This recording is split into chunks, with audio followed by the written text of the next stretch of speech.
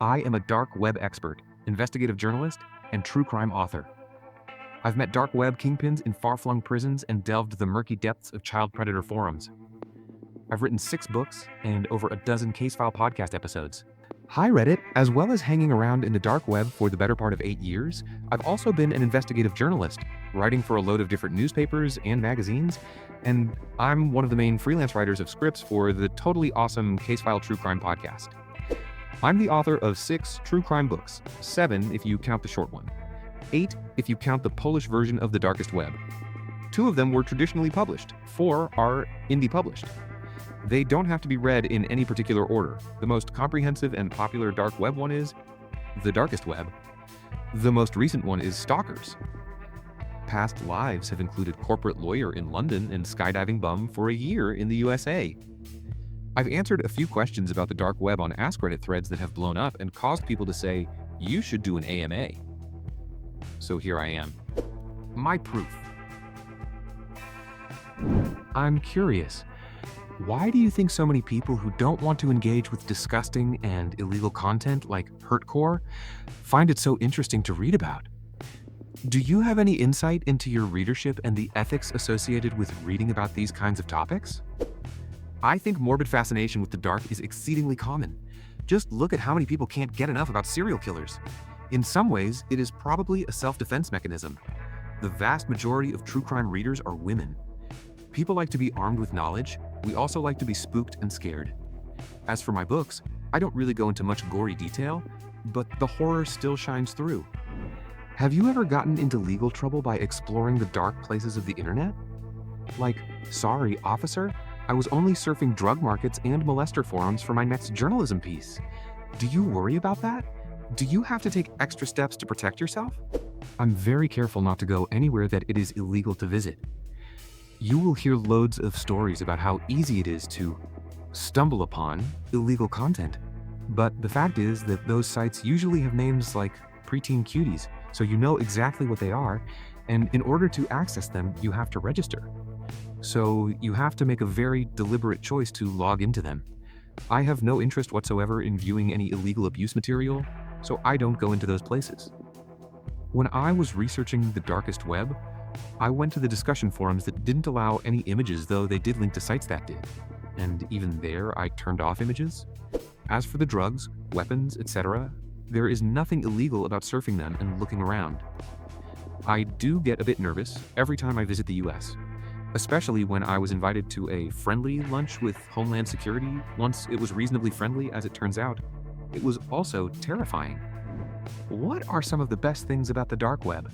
And can anyone get on it? What are some things you can buy that you can't buy normally online? I really enjoy some of the forums, especially the Psychonaut forums, where people who like to trip on psychedelics get together and talk about drugs and philosophy. There's a real be kind to one another vibe. Getting on the dark web is easy, but not getting scammed when buying things takes a lot of homework.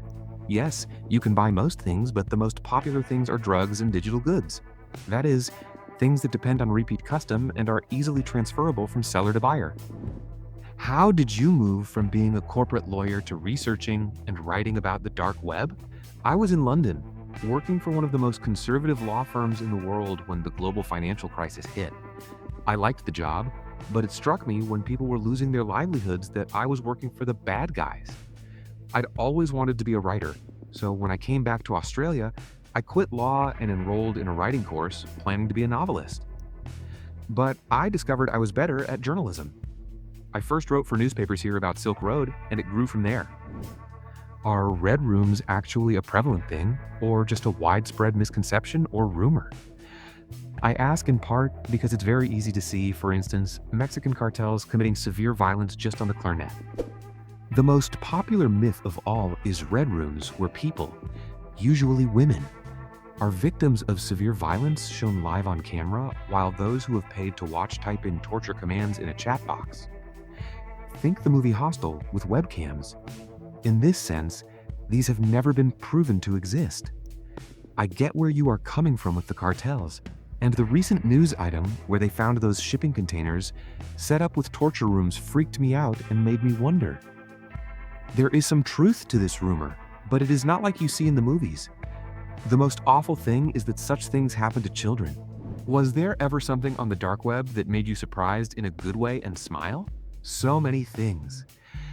Back in the day of the original Silk Road, I became obsessed with the forums, the people behind it, the intelligent discourse about the war on drugs and philosophy.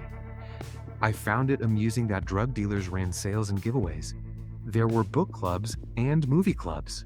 One of the most important people from that era was Dr. Fernando Caudevilla, who became a member of Silk Road as Dr. X.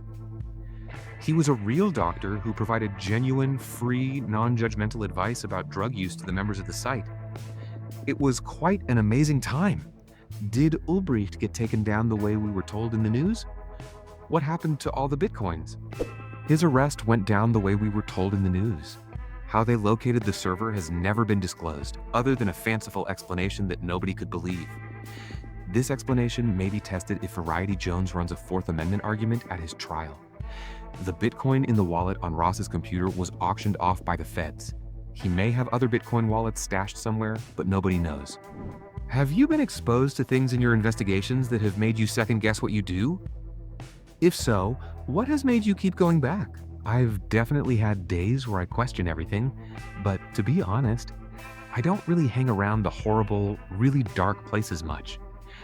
I did delve into the prohibited forums when I was writing the darkest web, but I don't make it a habit to go there. The psychonauts are much more friendly. What are some of the most prevalent uses of the dark web that aren't all shady and nefarious? We might be getting into semantics here, but people use Tor, which is the most common darknet used to access the dark web just for private browsing and ensuring that commercial interests aren't following them everywhere to bombard them with ads for something they looked up. Some of the news organizations have a dark web presence so that whistleblowers can upload information safely.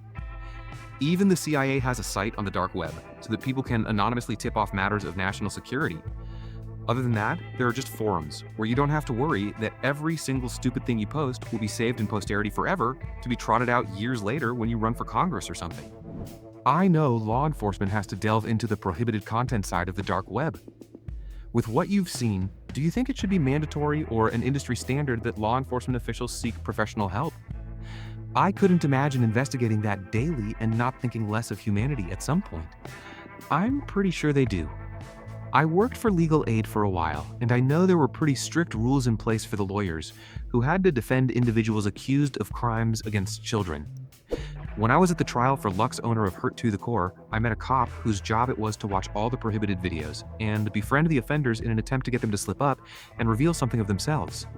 She said she had a little filing cabinet in her brain where she put all that stuff, and that making an arrest made it all worthwhile. She had made several arrests personally. She was an offender's worst nightmare. What do folks talk about in the prohibited forums? Do they give each other advice on how to improve their actions? Yes, quite literally. They exchange advice on how not to get caught and other criminal methods of their world. The primary goal is the clandestine sharing of specialized knowledge. Is there anything that really concerns you about the dark web? Some of the things already discussed are beyond barbaric, and that is only the stuff that has been found out about and been picked up by the media and your fantastic work. Do you think the public should expect worse and more horrific revelations from the dark web, or is it just more of the same, for lack of a better term? And do you think the authorities are getting better at shutting this inhumanity down and catching the people responsible? I am definitely not against people taking back their online privacy, and I actually think that buying drugs from the darknet markets is a safer and more sensible option than buying them from the dodgy dealer down the road. However, the one thing that is really disturbing is that the dark web has provided a place for groomers to find each other and form communities where they support and egg each other on. Imagine a few years ago, someone who was into prohibited content could never tell anyone else, and would be unlikely ever to come across another person with the same unlawful compulsions. Now it is as simple as finding the relevant site on the dark web. When there are suddenly hundreds of people who all think and act in the same way, it normalizes what they are doing. One of the men who got caught, Matthew Fowler, was an offender known for acts of cruelty, who used to crowdsource ideas for illegal actions against the children and teens he was blackmailing into doing heinous things for him online. But apparently, he was a normal, intelligent, popular guy. Thanks for watching. Share your thoughts about the Darknet in the comments. I'd love to read them. Don't forget to like this video and subscribe to the channel. See you tomorrow. Hugs